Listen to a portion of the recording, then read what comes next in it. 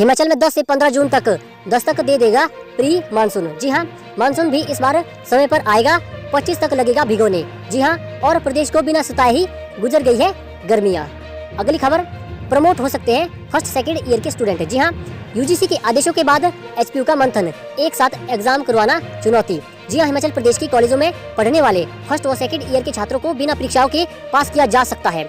UGC के निर्देशों के बाद अब एचपीयू मंथन करने लगा है। दरअसल विश्वविद्यालय अनुदान आयोग ने यह गाइडलाइन जारी की है कि कॉलेज के छात्रों को इंटरनल असेसमेंट देकर पास किया जाए। ऐसे में अब हिमाचल के कॉलेजों में पढ़ने वाले फर्स्ट और सेकंड ईयर के छात्रों को भी इंटरनल असेसमेंट के तहत दूसरी कक्षा में बैठाने को लेकर मंथन शुरू हो रहा है। हालांकि विश्वविद्यालय प्रशासन ने साफ किया है कि अगर जुलाई व अगस्त में फाइनल परीक्षाएं किसी कारणवश नहीं हो पाती है तो ऐसी स्थिति में बाद में इस पर विचार किया जा सकता है। जून में भी नहीं खुलेंगे स्कूल, बाहर फंसे लोग खुद आएंगे। जी हाँ, हिमाचल में सोमवार से बेशक पब्लिक ट्रांसपोर्ट के साथ बहुत कुछ बहाल हो गया हो, लेकिन स्कूल अभी नहीं खुलेंगे। मुख्यमंत्री जयराम ठाकुर ने शाम को दिए अपने वीडियो मैसेज में कहा है कि स्कूलों को लेकर सरकार जुलाई में ही कोई फैसला लेगी। उन्होंने साफ किया है कि अब राज्य से बाहर रह रहे हिमाचल के लोगों के लिए बल्क ट्रांसपोर्ट की व्यवस्था नहीं करेगी, सरकार नहीं करेगी। इसकी वजह से कि अब ट्रांसपोर्ट के अन्य माध्यम देश भर में चल पड़े हैं। मुख्यमंत्री सचिवालय में मीडिया से बात कर रहे थे। उन्होंने कहा है कि अब बल्क ट्रांसपोर्ट की व्यवस्था अब नहीं होगी, अब केवल रूटीन व्यवस्था ट्रेन, हवाई जहाज आदि की ही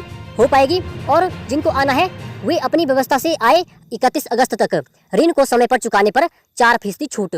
जी हाँ, यह बड़ी खबर निकल कर आ रही है। मुख्यमंत्री जयराम ठाकुर ने सूक्ष्म लघु और मध्यम उद्योगों MSME किसानों, कृषि क्षेत्र के कर्मचारियों और रेहड़ी फड़ी विक्रेताओं के लिए आर्थिक सहायता प्रदान करने के लिए केंद्रीय गाइडलाइन की ओर से, केंद्रीय मंत्रिमंडल की ओर से जो निर्णय लिए गए हैं उनकी सराहना की है। उन्होंने कहा है कि किसान क्रेडिट कार्ड योजना के तहत किसानों के लिए ऋण के मानकों में छूट प्रदान करने का निर्णय लिया है। उन्होंने कहा है कि जो किसान 31 अगस्त तक अपने ऋणों को समय पर चुकाएंगे उन्हें ऋण पर 4% की छूट मिलेगी, जो राज्य के किसानों के लिए लाभकारी साबित हो।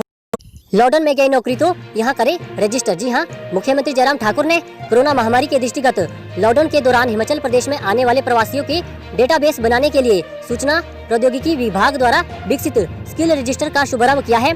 इसमें इच्छुक व्यक्ति यानी कि skillregister.hp.gov.in के माध्यम से पंजीकरण करवा सकते हैं। जी हाँ, एक बार दोबारा से सुन लीजिए, skillregister.hp.gov.in के माध्यम से पंजीकरण करवा सकते हैं। विभिन्न कंपनियां और औद्योगिक घराने भी इस पोर्टल पर अपनी आवश्यकता को दर्ज कर सकते हैं और इसके बाद इस पोर्टल के माध्यम से राज्य में लौटे लोग अपनी शैक्षणिक योग्यता, कौशल और नौकरी की आवश्यकताओं के संबंध में जानकारी अपलोड कर सकते हैं। अब हम सामान्य ज्ञान के कुछ प्रश्न डिस्कस करेंगे। बहुत ही इंपॉर्टेंट प्रश्न है। पहला प्रश्न है, निम्नलिखित में से किसने अहमदाबाद शहर की स्थापना की थी?